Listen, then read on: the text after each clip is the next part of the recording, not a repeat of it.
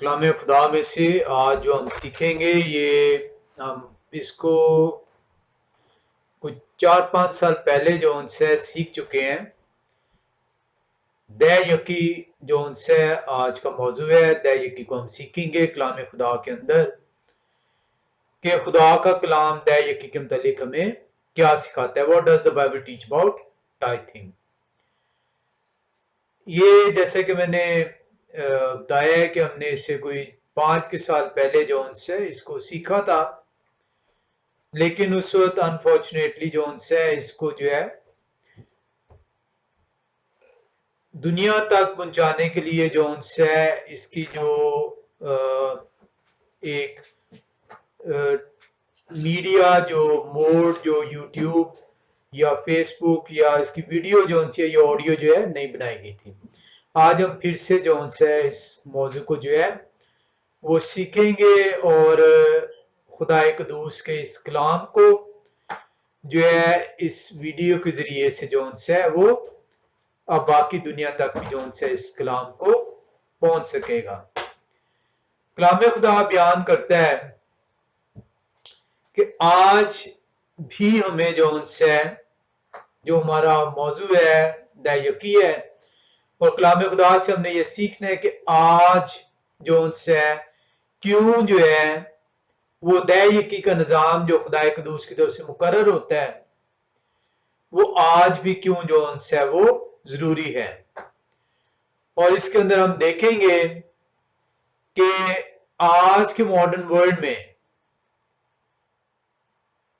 जब दुनिया में जिंदगी की रफ्तार जो है उसमें नुमाया तेजी है, तो आज इस मॉडर्न वर्ल्ड के अंदर इस टाइथिंग की अहमियत क्या बढ़ी है या इस टाइथिंग की अहमियत इस दुनिया में अब कम हो चुकी हुई है।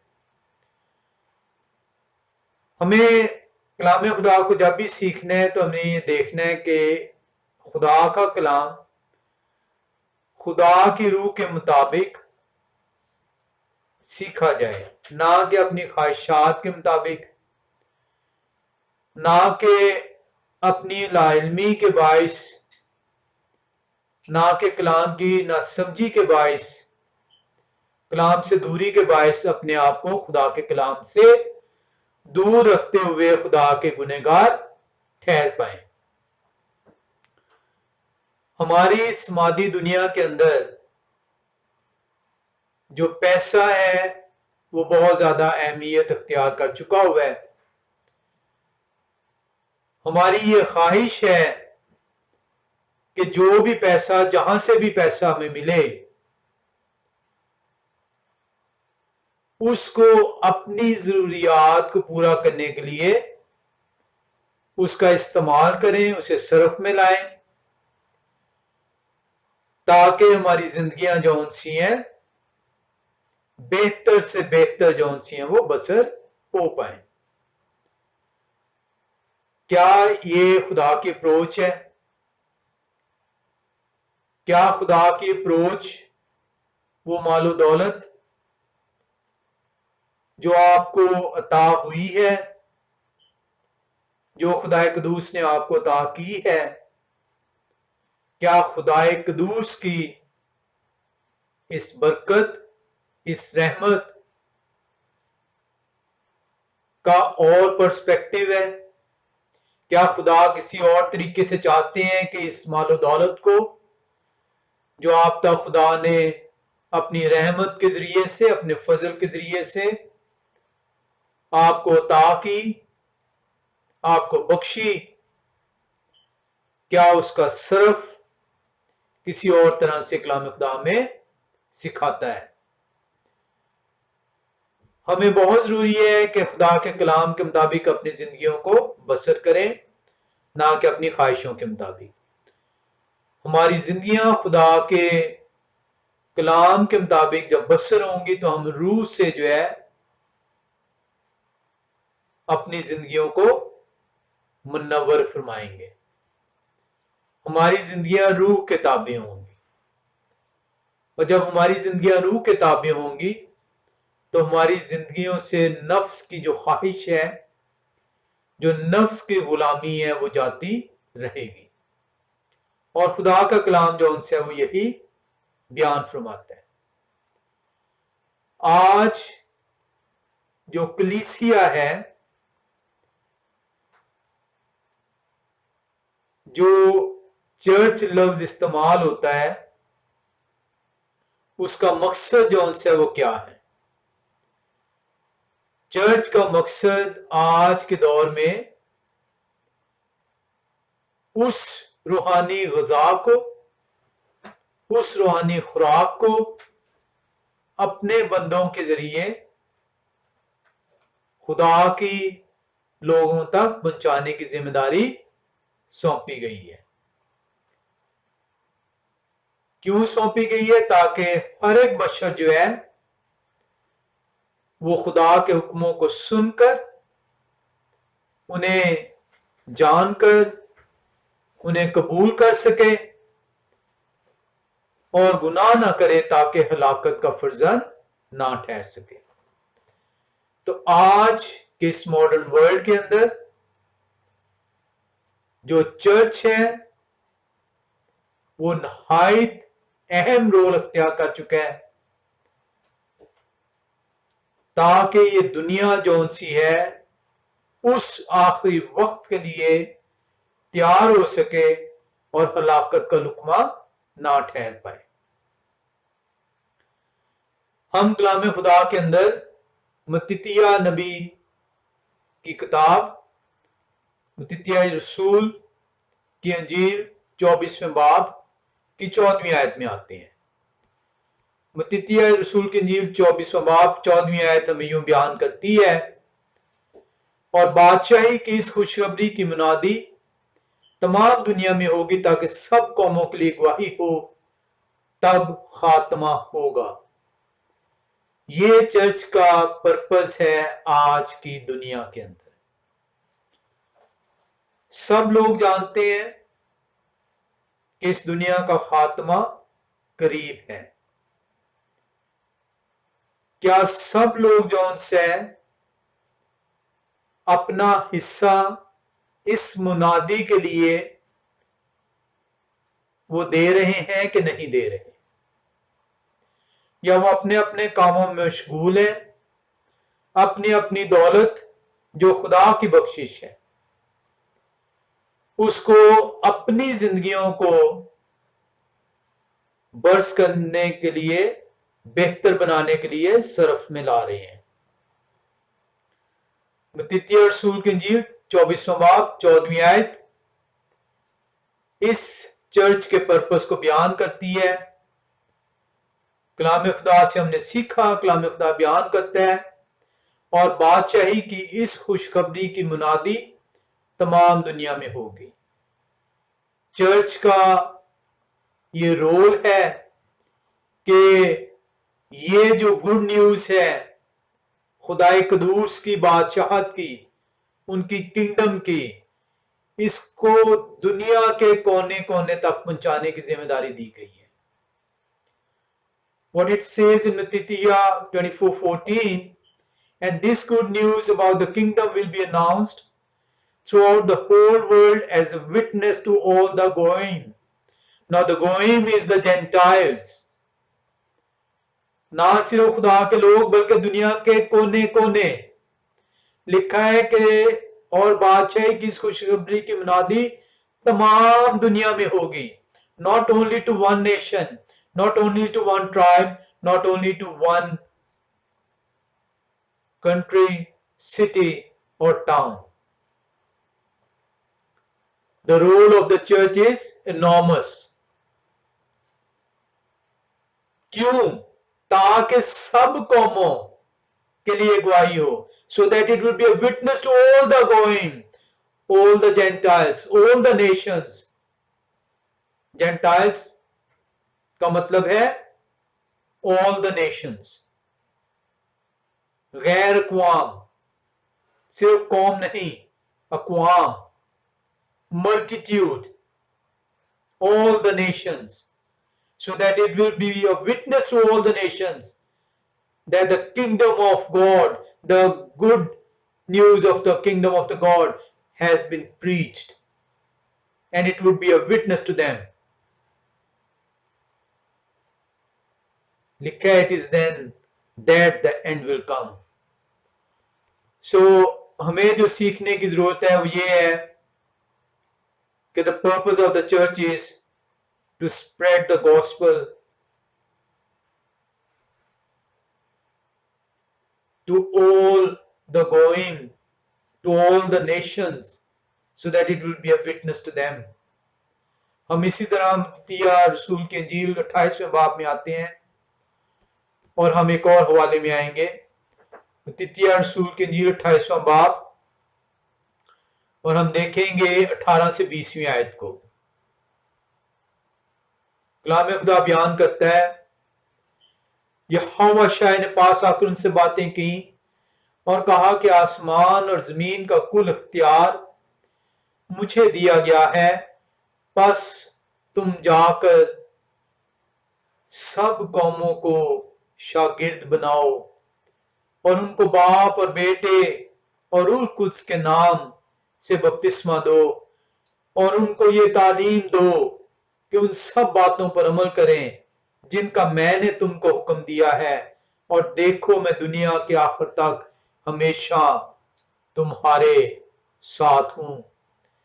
कलाम खुदा ने हमें सिखाया कि आज चर्च का जो पर्पस है वो इस खुशखबरी की गवाही को तमाम दुनिया तक पहुंचाने का जो उनसे वो कहा गया है, उन्हें शागिर्द बनाने का कहा गया है, ताकि ये उनके लिए गवाही ठहरे और जब अदालत का दिन आए तो एक बशर भी जो है ये ना कह पाए कि हम तक तो आपके कलाम पहुंचा ही नहीं था। सवाल यहां पे ये उभरता है कि चर्च को ये जिम्मेदारी तो दे दी गई, लेकिन चर्च इस जिम्मेदारी को पूरा कैसे करेगा? जिम्मेदारी खुदा की तरफ से चर्च को दी गई है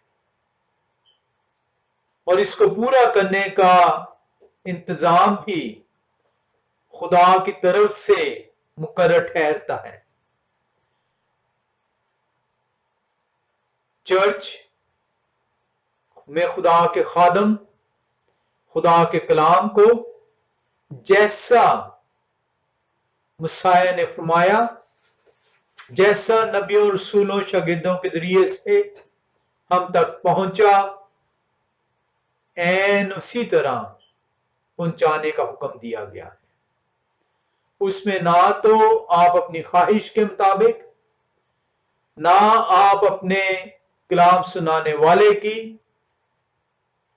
ख्वाहिश के मुताबिक, ना अपनी समझी के बाइस, ना अपने कलाम से कलाम की बेइल्मी के बाइस, बल्कि ऐन उसी तरह जैसा कलाम के अंदर लिखा है उस खुशखबरी को पहुंचाने को कहा गया है। और जब आप ये पहुंचाते हैं ऐन उसी तरह जिस तरह खुदा का कलाम आपको सिखा रहा है, तो आप गवाह ठहरेंगे उनके लिए जिन तक आपने इस कलाम को पहुंचाया। सवाल, क्या वो शख्स जौन सा है वो इस मादी दुनिया का हिस्सा है? चर्च इस मादी दुनिया का हिस्सा है। चर्च के मुंतजिम, कलाम सुनाने वाले इस मादी दुनिया का हिस्सा हैं। हिस्सा होते हुए इस मादी दुनिया का उनकी जरूरियात को पूरा खुदा के कलाम के जरिए से किया जाएगा, और इन जरूरियात को, उनके फाइनेंसिस की अरेंजमेंट्स को टाइथिंग का नाम दिया गया है। आज ये तो बहुत आसानी से सीख लिया जाता है कि कलाम खुदा पहुंचाया जाए, लेकिन किस तरह पहुंचाया जाए उसमें आप अपना हिस्सा नहीं डालना चाहते, क्योंकि आप इसलिए हिस्सा नहीं डालना चाहते, आप अपनी तमाम मालो दौलत महज अपनी जिंदगी को बेहतर बनाने में सर्फ करना चाहते हैं। आप चाहते तो हैं कि खुदा का कलाम क्रिया क्रिया पहुंचे, गांव गांव पहुंचे, उनके गवाह, उनके कलाम सुनाने वाले आप तक ये पैगाम पहुंचाएं, लेकिन उन कलाम सुनाने वालों की जो जरूरियात हैं उनको आप पूरा करने से माने हैं। और यही हम देखेंगे इसके अंदर कि खुदाए कदूस का ये जो हुक्म कि जाओ जाकर मेरे नाम की मुनादी करो और उन्हें बाप बेटे और उन कुदस के नाम का बपतिस्मा दो, उसी को जब वो भेजते हैं तो कलाम ही के जरिए से वो उनके फाइनेंसिस का भी बंदोबस्त फरमाते हैं। और इसी बंदोबस्त को, financial arrangement of the church is called tithing. हम देखेंगे कि टाइथिंग जो सी है क्या है। So the question is now, what is a tithing? जो टाइथिंग का लफ्ज है ये इंग्लिश जबान का लफ्ज है, और टाइथिंग लफ्ज निकला है टाइथ से। ये ओल्ड इंग्लिश का लफ्ज है और ओल्ड इंग्लिश में इसलिए 10th को कहा जाता है, 10वां हिस्सा।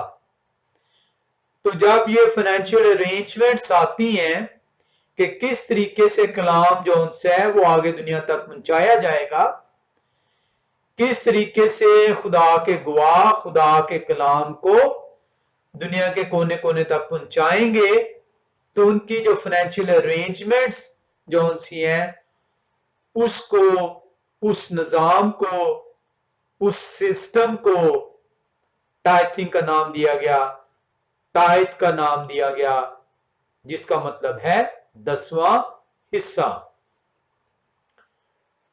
अब हम जो है ये सीखेंगे कि ये जो खुदा का हुक्म जो हमने मत्तित्याह रसूल के इंजील के अंदर देखा, खुदा के कलाम को फैलाने का 24वें बाब में और 28वें बाब के अंदर, हम देखेंगे कि खुदा का ये जो फाइनेंशियल निजाम है, ये जो दय यकी का निजाम है, ये जो 10वें हिस्से का निजाम है, उन लोगों के लिए जो खुदा के कलाम को पहुंचाएंगे, गवाह ठहरेंगे, ये हमें जो उनसे खुदा ही की तरफ से मुकर्रर जो उनसे वो मिलता है।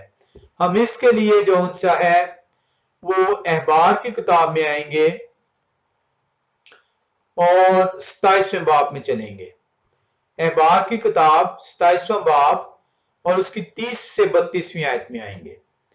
कलाम खुदा में बयान करता है अहबार की किताब 27वां बाब 30 से 32वीं आयत में, और जमीन की पैदावार की सारी दय यकी, हाँ वो जमीन के बीज की या दरख्त के फल की हो या हवा की है, और यह हवा के लिए पाक है। दोबारा इसको सुनिएगा, और जमीन की पैदावार की सारी दय यकी, हाँ वो जमीन के बीज की या दरख्त के फल की हो या हवा की है।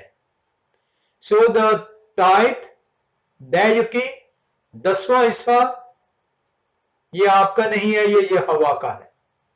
Whatever you earn, the 10th of your earning is not yours. That's of Yahweh. और क्या लिखा हुआ है? और ये हवा के लिए पाक है, and it's holy to Yahweh. English में हम इसको देखते हैं, Leviticus 27 verse 30, All the tenth given from the land, whether from planted seed or fruit from trees, belongs to Yahweh. It is holy to Yahweh. हम 31वीं आयत में आते हैं, वहां पे लिखा हुआ है, और अगर कोई अपनी दाई यकी में से कुछ छुड़ाना चाहे तो वो उसका 5वां हिस्सा उसमें और मिलाकर उसे छुड़ाए। यानी आपने कोई चीज वक्त भी आपने कहा कि ये 10वां हिस्सा जो उनसे है मेरी जमीन का पैदावार था, ये मैंने खुदा कदूस के लिए मुकर्रर किया। अब अगर आप उस हिस्से को छुड़वाना चाह रहे हैं तो आपको उसकी कीमत के साथ 10वां हिस्सा उसका और शामिल करना होगा, क्योंकि वो खुदा कदूस का है। It's not yours, you can't have it anymore, you can't take it back, rather you need to put 1/10 in addition to it. If someone wants to redeem any of his tenth, he must add to it 1/5, 5वां हिस्सा और उसमें add करना होगा। Verse 32 क्या कहती है? और गाय, बैल और भेड़ बकरी या जो जानवर चरवाही की लाठी के नीचे से गुजरता हो, उनकी दाय यकी यानी 10 पीछे एक एक जानवर यहोवा के लिए पाक ठहरे। कलाम खुदा के अंदर हमने एबार की किताब 27वें बाब की 30 से 32वीं आयत के अंदर हमने देखा कि खुदाए कदूस साहब को फरमाते हैं, वो कहते हैं कि ये जो बख्शिश मैंने तुझे दी है, ये मालो दौलत जो मैंने तुझे दिया है, ये जो मेहरबानी मैंने तुझ पर की है, 90% तू रख ले, 10वां हिस्सा मेरा है। ये इसलिए मेरा है क्योंकि ये पाक है, क्योंकि खुदा की हर चीज वो पाक है। तो वो जो 10th आप निकालेंगे, जो टाइथ निकालेंगे, जो आप दय यकी निकालेंगे, वो पाक है, वो खुदा की है। अब एक मसला अब हो गया यहां पर कि लोग जो उनसे वो परेशान हो जाते हैं। सवाल यहां पे उभरता है कि क्या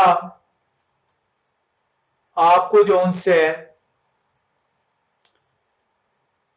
दय यकी जो उनसी है इनफरादी तौर पे देनी है या इज्तिमाई तौर पे देनी है?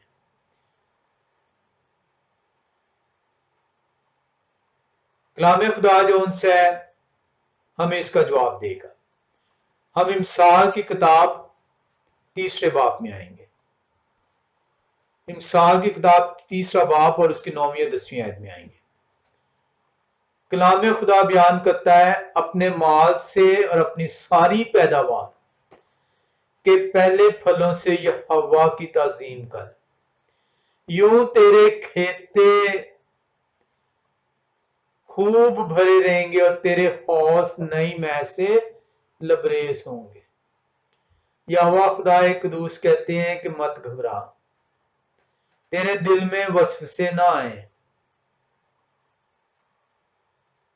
तेरे दिल में ये ख्याल ना आए कि ये क्या हो गया, 90 सिर्फ मेरे पास रहेगा और 10 खुदा के पास चले जाएगा। खुदाए कदूस कह रहे हैं, जो तेरी कुल पैदावार है, honour Jehovah with your wealth and with the first fruits of all yours income। आधी नहीं, थोड़ी नहीं,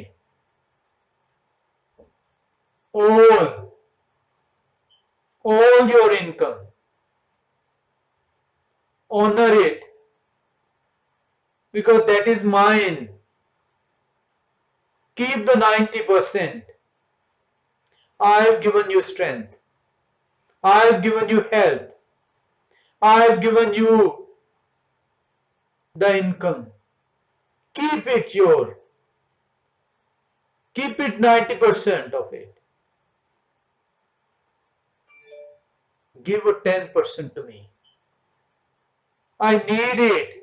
I need it for a purpose. Honor me. Honor my commandment. This is mine. This is holy. And look what I do for you. When you honor me, I honor you. Then your granaries will be filled and your vats overflow with new wine. तब तेरे खत्ते, तब तेरी दौलत बढ़ती चली जाएगी. मेरे हुक्म की ताजीम तो कर. देख तो सही कि मैं फिर तेरे लिए क्या करता हूं. खुदा के साथ आपका ताल्लुक उनके हुक्मों से मुंसलिक है. ऐसा मुमकिन नहीं क्या आप खुदा से अपना ताल्लुक तो रखना चाहें लेकिन खुदा की बातों को आप रद्द करें. ऐसा मुमकिन नहीं. आपका ताल्लुक, आपकी मोहब्बत, आपकी ताजीम खुदा के लिए, खुदा के हुक्मों के साथ मुंसलिक है. इसीलिए कलाम खुदा ने आपको सिखाया कि मैं पूरे दिल, पूरी जान, पूरी कुव्वत के साथ आपके हुक्मों को मानूंगा. खुदाए कदूस के हुक्मों के साथ उनकी बरकत उनको मानने के नतीजे में मुंसलिक है.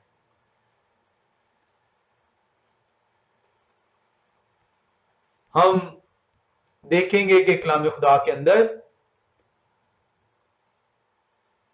बाइबल जो है इस तय को किस तरीके से बयान करती है. हम एबार की किताब 27वें बाब की 30वीं आयत में दोबारा से आएंगे. लिखा है कलाम खुदा के अंदर, और जमीन की पैदावार की सारी दया की. मत चीट कीजिएगा, मत स्टील कीजिएगा, मत मिसकैलकुलेट कीजिएगा. कलाम खुदा में आपने पढ़ लिया कि ये 10वां हिस्सा खुदा का है. इसे नापाक ना कीजिएगा. जो खुदा का है खुदा को अदा कीजिएगा. एबार 27वें बाब की 30वीं आयत बयान करती है, और जमीन की पैदावार की सारी दया खा वो जमीन के बीच की या दरख्त के फल की हो, ये हवा की है और ये हवा के लिए पाक है. ना सिर्फ दया की हवा की है बल्कि वो पाक है. Don't defile it. उसे नापाक ना कीजिएगा. अब यहां पे जो इंसान है, क्योंकि वो लालच है उसके अंदर, और वो जुजबुज होता है और वो कहता है कि खुदा क्यों जो है मुझसे 10% हिस्सा तलब कर रहा है, जबकि मैंने अपनी मेहनत से कमाया है. और यह आपके दिल में भी ख्याल आएगा और आप लोगों से भी इसको सुनेंगे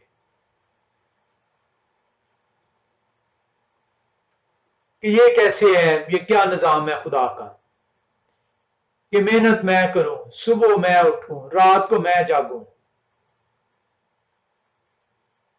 हड्डियां मेरी जो सी हैं दुखें,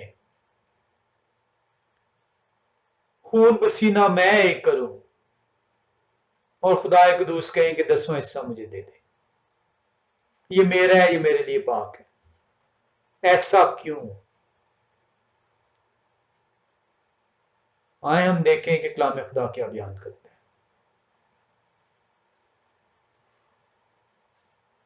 खुदा कदूस ने आपको खलक किया,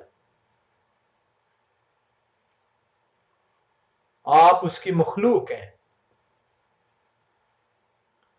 तमाम दुनिया उसकी खलक करता है। दुनिया में एक एक चीज खुदा की मर्जी के बगैर नहीं बनी। आए हम कलाम खुदा से सीखते हैं। हम ज़बूर की किताब 24वें बाब में आएंगे।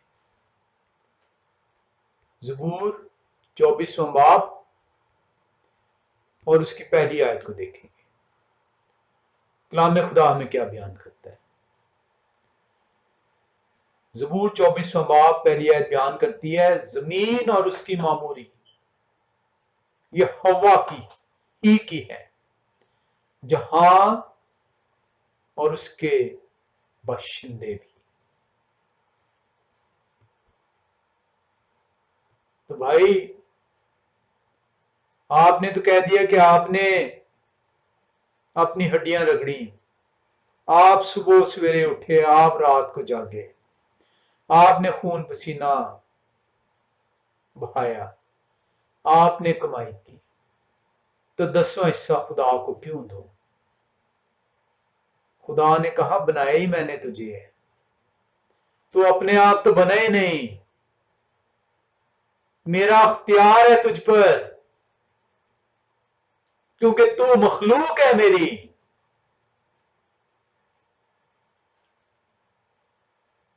तो खुद से खलक नहीं हुई, मैंने तुझे खलक किया। जमीन की तमाम बबूरी खुदा की है। ज़बूर 24वां पहली आयत आपको आपके सवाल का, आपके वसवसे का, आपके लालच का जवाब देती है। The earth is Jehovah with all that is in it, the world and those who live there. The earth is Jehovah. इसी जमीन पे है ना आप। वो कहते हैं जमीन ही मेरी है, ये मैंने बनाई है। with all that is in it, जो कुछ इसके अंदर है वो मैंने बनाया है, वो मेरा है। The world and those who live there, जो यहां पे जिंदा है वो भी मेरे हैं।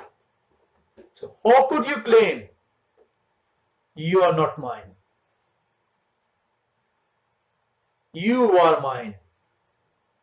I created you.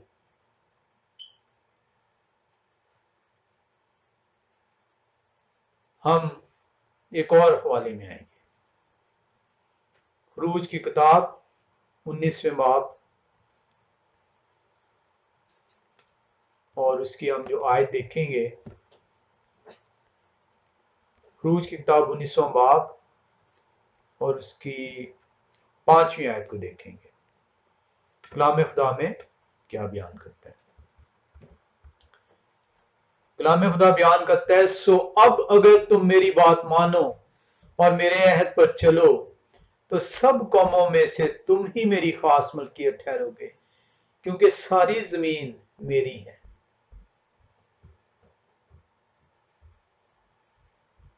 वो कहते हैं मेरी बात मानो और मेरे काम पर चलो। अगर तुम मेरी बात मानोगे, मेरे काम के पाबंद ठहरोगे, तो सब कौमों में से तुम भी मेरी खास special treasure, you will become the special treasure of यहोवा।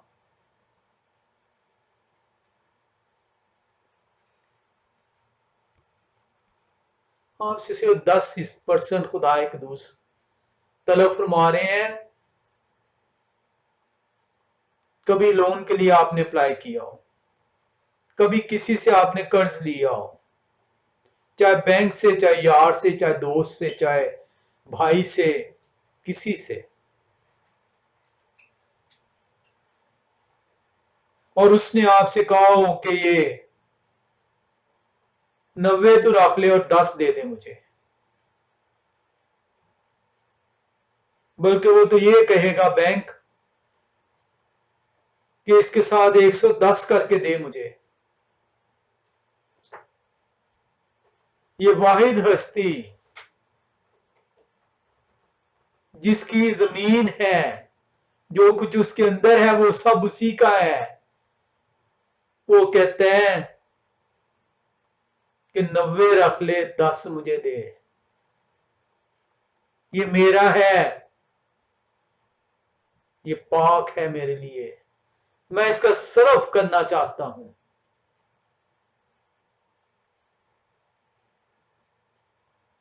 हम एक और हवाले में आते हैं, योग की किताब 41वें बाब में। योग की किताब अमूमी तौर पे अयूब कहा जाता है, अयूब लफ्ज नहीं है। ये जैसा कि बार हमने सीखा कि हमने कलाम खुदा में नबियों रसूलों के नामों को बिगाड़ा हुआ है। योग जो उनसे उनका नाम है। योग की किताब और उसके हम चलेंगे योग की किताब के 41वें बाब में, और कलाम खुदा से जिस आयत का मुतालिया करेंगे वो 11वीं आयत है। योग 41वां बाब 11वीं आयत। कलाम खुदा बयान करता है,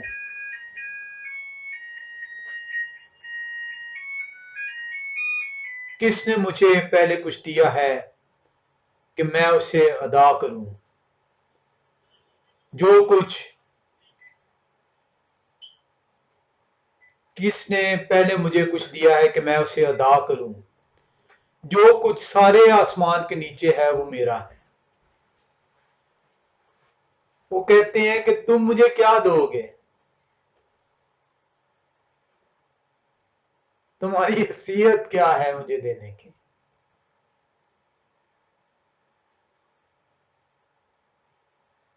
तमाम चीजें तो मेरी ही हैं, जो कुछ आसमान के नीचे है वो मेरा है।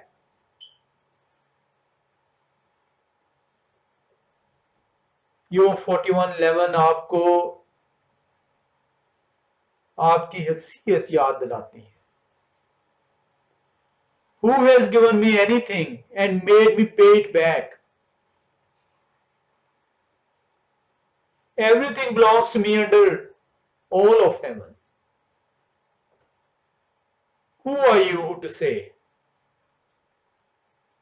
What gave God the right to claim 10% of everything that produced by me, that earned by me? खुदाए कदूस आपको जवाब देते हैं, Who are you? You are mine. I created you. तमाम चीजें जो जमीन के ऊपर है, जमीन मेरी है, तू मेरा है। कौन है जो मुझे कहे, क्या कभी किसी ने मुझे दिया है? ये तो मेरे दिए हुए में से मैंने कहा है कि 10% दे मुझे, मैंने इसका इस्तेमाल करना है। और इस्तेमाल जो उनसे वो आप देखते हैं कि खुदा एक फाइनेंशियल निजाम कायम करते हैं ताकि उनके नाम की मुनादी तमाम कौमों के में की जाए, ताकि वो उनके लिए गवाही ठहरे, ताकि वो ये ना कह सकें अदालत के दिन कि हम तक तो आपका कलाम ही नहीं पहुंच पा।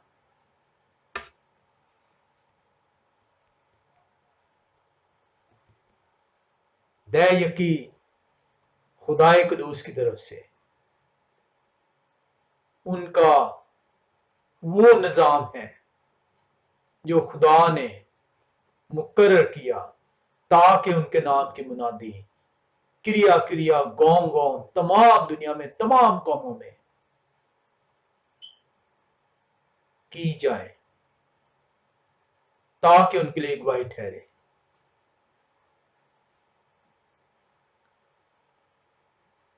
और उनका वादा है कि तू ये दे तो सही, तू देख तो सही,